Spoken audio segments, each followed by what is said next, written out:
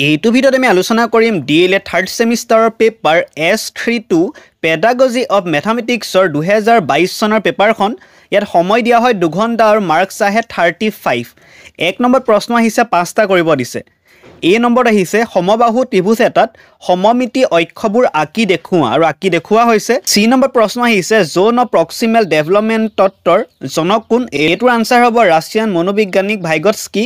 D নম্বৰত আহিছে CCE কোনখন আইন মতে বাধ্যতামূলক কৰা হৈছিল? এটো হ'ব শিক্ষাৰ অধিকাৰ আইন 2009। E নম্বৰ প্ৰশ্ন আহিছে দুই প্ৰকাৰৰ তথ্য পৰিচালনা কি কি? এটো হ'ব গুণগত তথ্য আৰু সংখ্যাগত তথ্য। 2 নম্বৰ প্ৰশ্ন আহিছে এটা ট্ৰেপিজিয়ামৰ সমান্তৰাল ভূমি দুটাৰ যোগফল 60 সেন্টিমিটাৰ আৰু ইয়াৰ উচ্চতা 20 সেন্টিমিটাৰ হলে ট্ৰেপিজিয়ামটোৰ কালি নিৰ্ণয় কৰা আৰু কালি নিৰ্ণয় কৰি দেখুওৱা হৈছে। 3 নম্বৰত আহিছে গণিত শিকনত সামাজিক পটভূমিৰ ভূমিকা কি? 3 নম্বৰ আহিছে।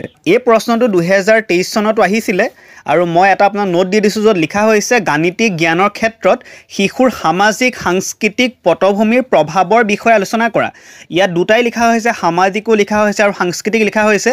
গতিকে আপোনালোকে ইয়াৰ পৰাই চাব পাৰিব য'ত লিখা হৈছে কাল্পনিক শক্তি বিকাশ, জোখৰ ধাৰণা, গণনা কৰাৰ ক্ষমতা, সময়ৰ ধাৰণা, তুলনা কৰাৰ ক্ষমতা, স্মৃতি শক্তিৰ বৃদ্ধিত প্ৰভাৱ, সমস্যা সমাধানৰ ক্ষেত্ৰত প্ৰভাৱ, বহুতখিনি কথা লিখা হৈছে, আপোনালোকে চালে গম পাব।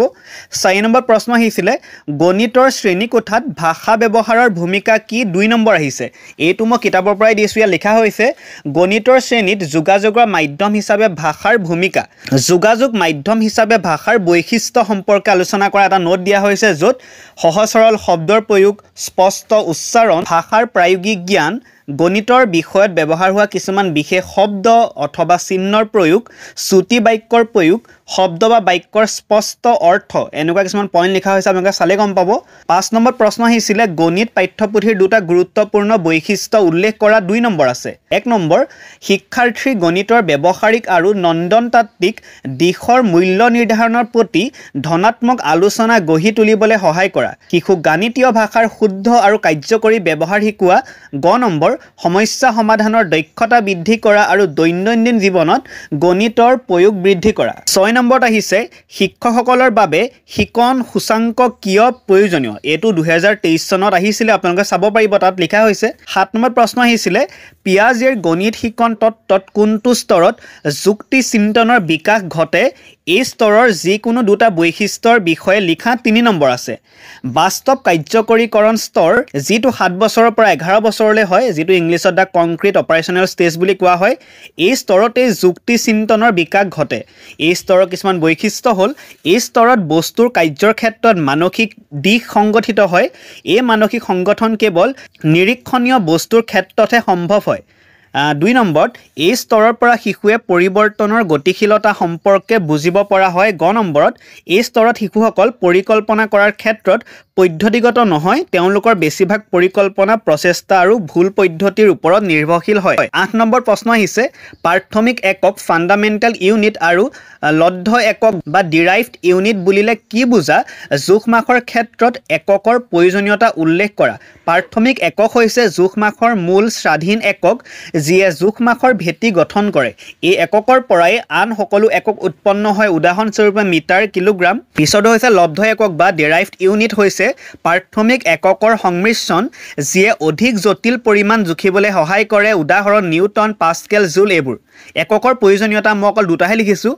জোখমাখত মান্য এককবোৰ হৈছে যিবোৰ পৃথিৱীৰ সকলো মানুহে ব্যৱহাৰ কৰে, যেনেকৈ কেজি বুলি ক'লে আমাৰ ইয়াতো বুজি পাব বা আমেৰিকাতো বুজি পাব, তেনেকুৱাবোৰ মানে। জোখমাখত মান্য এককবোৰে পৃথিৱীৰ প্ৰায় সকলো দেশৰে যিকোনো পৰিস্থিতিত একেই মানকেই সূচায়, গতিকে ইয়াক ব্যৱহাৰ কৰাটো সহজ আৰু বিজ্ঞানসন্মত হয়। তাৰ লগতে এই এককবোৰ বৈজ্ঞানিক যুক্তিৰ ওপৰত প্ৰতিষ্ঠিত বাবে ইয়াক বুজা আৰু ব্যৱহাৰ কৰাটো তুলনামূলকভাৱে সহজ। মই মান্য এককৰ বিষয়েহে লিখিছোঁ, আপোনালোকে অমান্য এককৰ বিষয়েও লিখিব পাৰিব। মই এইটো 2023 চনৰ পেপাৰ ডিছকাছ কৰিছিলোঁ। অমান্য এককবোৰ হৈছে যিবোৰ আমি দৈনন্দিন জীৱনত ব্যৱহাৰ কৰোঁ আৰু যিবোৰ অঞ্চলভেদে বেলেগ বেলেগ হ'ব পাৰে।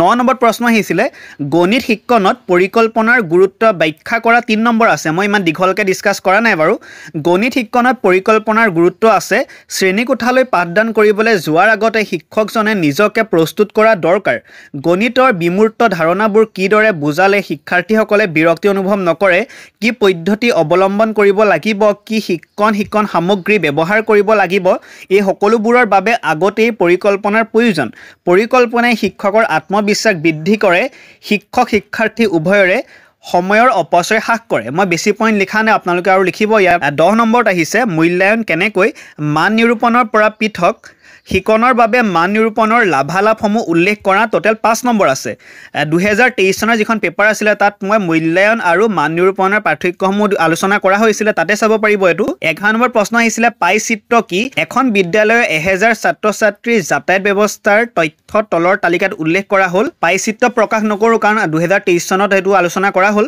মই পাই চিত্ৰ কি হেতুহে লিখিছো বাৰু পাই লেখ এখনত বিভিন্ন সাংখ্যিক তথ্যবোৰ বৃত্ত এটাৰ সমানুপাতিক খণ্ডৰ সহায়ত উপস্থাপন কৰা চিত্ৰক পাই চিত্ৰ বোলে গতিকে এখনে আছিল 2022 চনৰ পেপাৰখন